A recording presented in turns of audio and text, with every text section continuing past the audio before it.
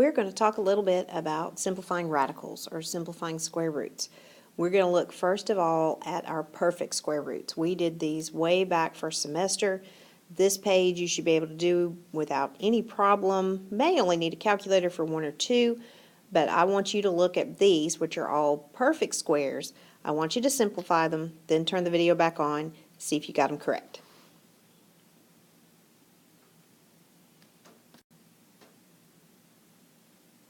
How'd you do? I needed a calculator for 256, probably shouldn't, but I did, and 324. Notice that the square root of a fraction, if the numerator and the denominators are both perfect squares, just take the square root of the numerator, the square root of the denominator, leave it as a fraction.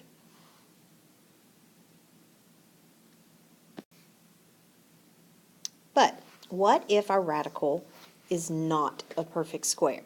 We've done these before too. We've done this with Pythagorean theorem. We've possibly seen them in some other places. Look at the square root of 24. If you put that in your calculator, you get 4.8989794 ...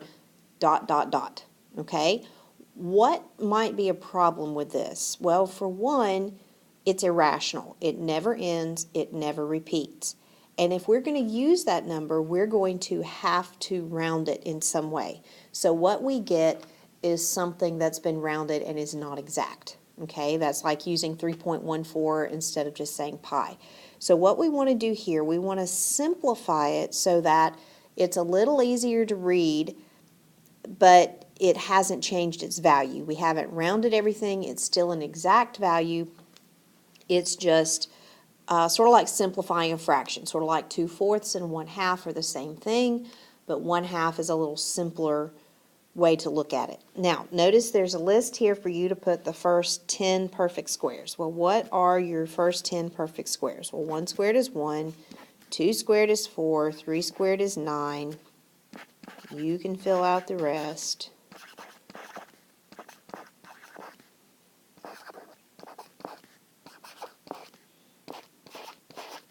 Okay? Now, in order to simplify a non-perfect square root, notice right here, you're trying to find the greatest perfect square that goes into the radical. You want the biggest perfect square that will divide the number under the radical, actually divide the radicand. So when I look at the square root of 24, I look through my list and I ask, what's the biggest one of these that divides 24? Well, 1 does, but 1's not very interesting. 4 does. 4 is bigger. So what we do is we're going to write 24 as our perfect square, 4 times 6, right? The square root of 24 is the same thing as the square root of 4 times 6. Well, I can split this up. This is the square root of 4. This is the square root of 6. The square root of 4 is 2. 6 is not a perfect square, so it's stuck under the radical. So I get 2 times the square root of 6, or we're just going to read this as 2 root 6. This is the simplified form. Now we want to ask, does any perfect square, besides 1, because 1's not very interesting, does any perfect square divide 6? No, right? 4 doesn't, 9 doesn't, we're done. So the square root of 24 is 2 root 6. Now you can check this. You know, we got that 4.8989794. Now on your calculator, do 2 times, then find the square root of 6, hit equals, and guess what? 4.8989794. You get the same number. Okay? Now let's look at the next one. Square root of 48. Remember, we want the greatest perfect square that divides 48. So 1 does, but we really don't care about 1. 1 doesn't help us. Does 4 divide 48? It does. Let's see if there's anything bigger. 9 doesn't. 16 does. We want to use the biggest number that divides that, the biggest perfect square. So we're going to rewrite the square root of 48 as 16 times 3. We're going to split it up into the square root of 16 times the square root of 3. The square root of 16 is 4. The 3 is stuck under the radical, and the square root of 48 is 4 times 3. You can check this in your calculator. If you do the square root of 48 and then you do 4 times the square root of 3, you should get the same thing. This is just like 3/12 and 1/4. They're two different ways of talking about the same value. When you get to a lot of stuff in high school, you're not going to use decimals anymore. You're going to use this simplified form because it's more exact, because it doesn't have to be rounded. Okay? Let's look at the square root of 72. We're trying to find the biggest perfect square that divides 72. We don't care about 1. 4 does, so 4 is an option. Is it the biggest one?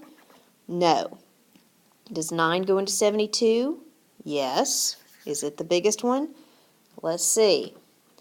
16. Did I do that right? 72 divided by 16. 16 does. So we're still, no, it does not. That's a decimal. I'm not looking at my screen right. 25 does not. Does 36 divide 72? And it does. So 72, we can rewrite this, the square root of 72, as the square root of 36 times 2. Right? That's the biggest square, or perfect square that divides 72. We're going to split it up. Square root of 36, square root of 2. We get 6 root 2. Okay? Now, square root of 90. Look at your perfect squares. What divides 90? 9 does, doesn't it? 9 goes into 90.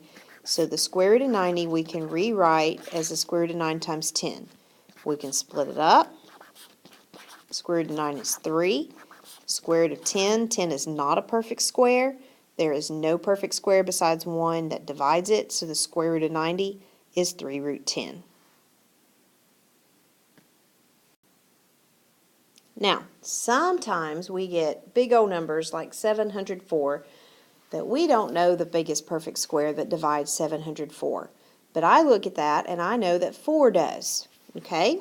So I'm going to rewrite 704 as 4 times 704 divided by 4 is 176. So 4 times 176 is the square root of 4.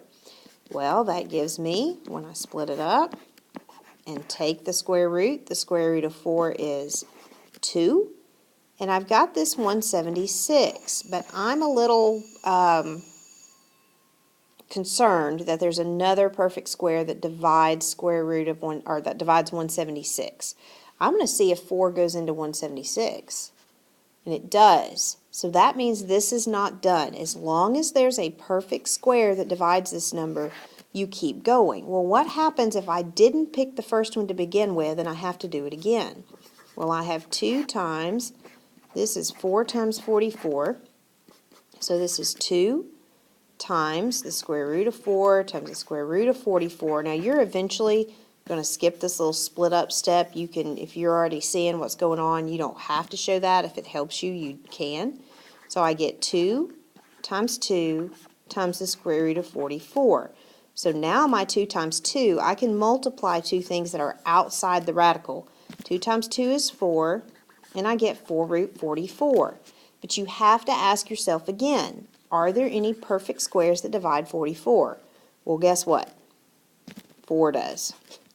So we do 4 times 11, which is 4. We're going to split it up, which gives me 4 times 2 times the square root of 11, and I end up with 8 root 11.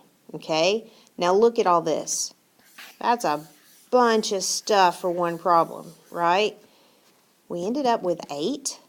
That means 64 would have gone into this. If we had done 704 divided by 64, we'd have had 64 times 11. We'd have been right at the answer at the very beginning. It's sort of like when you look at a fraction with two big even numbers and you start dividing by 2, and then you have to divide by 2, and then you have to divide by 2, and you have to divide by 2 to simplify. Same idea. The bigger number, the better. Okay? So, look at 2 root 80. How do we deal with this number outside?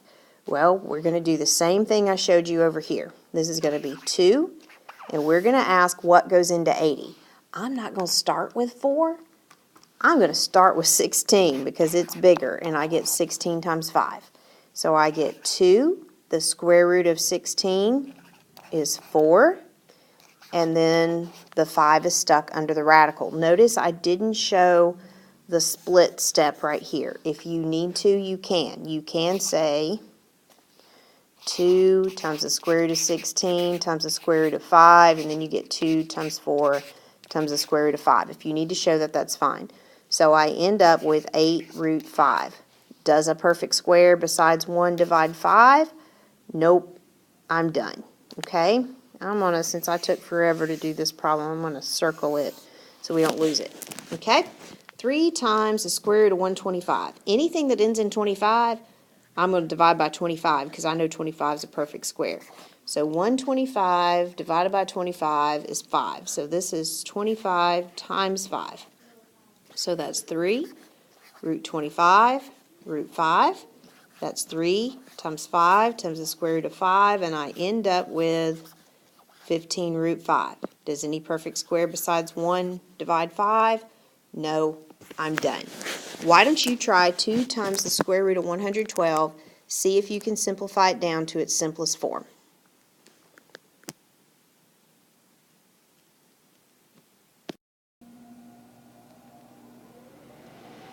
I ended up with 8 root 7.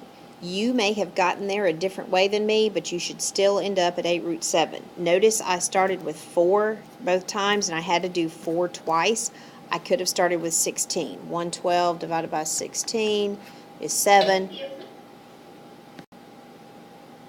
So I had to do this problem twice instead of once. The bigger number, the bigger perfect square that goes into the radicand, the number under the radical, the better. All right, we'll do some practice with it in class.